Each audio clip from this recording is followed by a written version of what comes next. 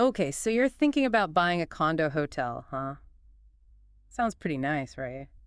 Owning a piece of a vacation spot. Yeah, it can be, but it's definitely not your average real estate deal. No, not at all. It's a different animal, Yeah, really. you're kind of getting the best of both worlds. Owning a place, but with someone else handling a lot of the work. Exactly. So let's unpack that a bit. Like these rental programs everyone talks about with condo hotels. Hmm.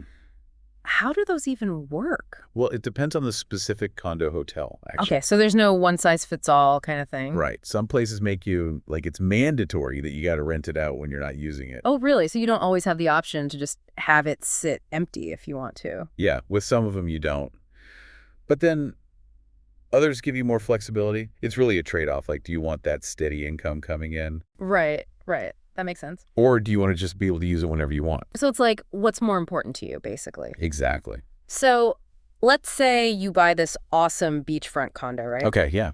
How much of the rental income do you actually get to keep? That's the big question, right? Yeah. Well, usually it's a 60-40 split. 60-40. Okay, so like you get 60%. Yep, 60% goes to you, the owner. Mm. The management company takes the other 40%. Gotcha. But don't just stop there. Right. There's always more to it. Exactly. You got to dig deeper. When do those payouts happen? Monthly? Or is it just like quarterly? Ah, okay. So it's not just about the percentage. You have to look at the whole picture.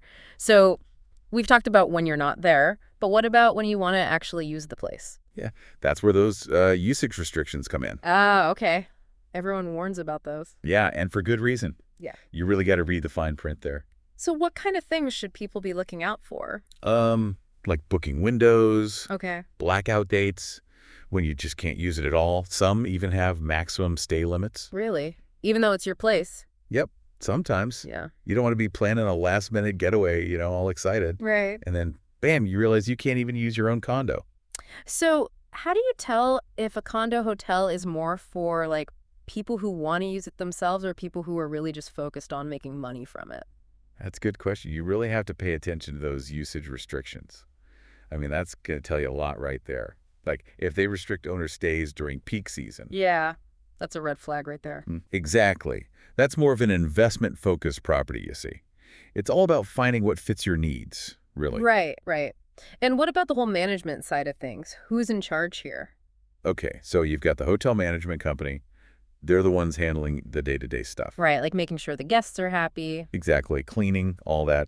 And then there's the property management company. They take care of the building itself. So two different groups.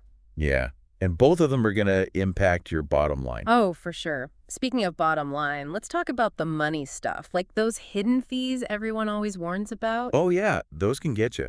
We're talking management fees, maintenance fees, property taxes. It all adds up. Yeah, it's easy to get caught up in the excitement of buying a place and forget about all those extra costs. For sure.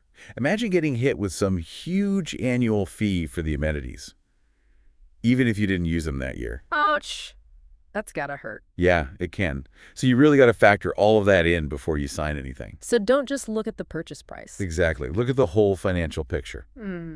The fees, the taxes, the whole 9 yards. Okay, so let's say you've crunched the numbers, you're feeling good about it. What's it actually like, though, being a condo hotel owner? That's a big one. Think about amenities.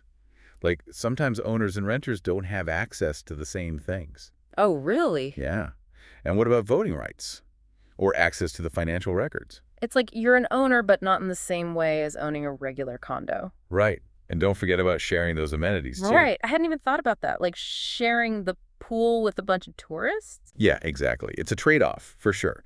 You get the convenience of the hotel services, but you also have to share the space with everyone else. So it's about finding that balance between being in control and having that convenience. Exactly.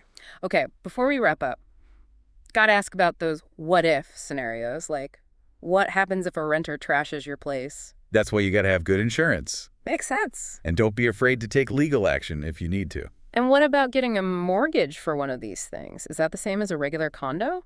Not really. It can be trickier.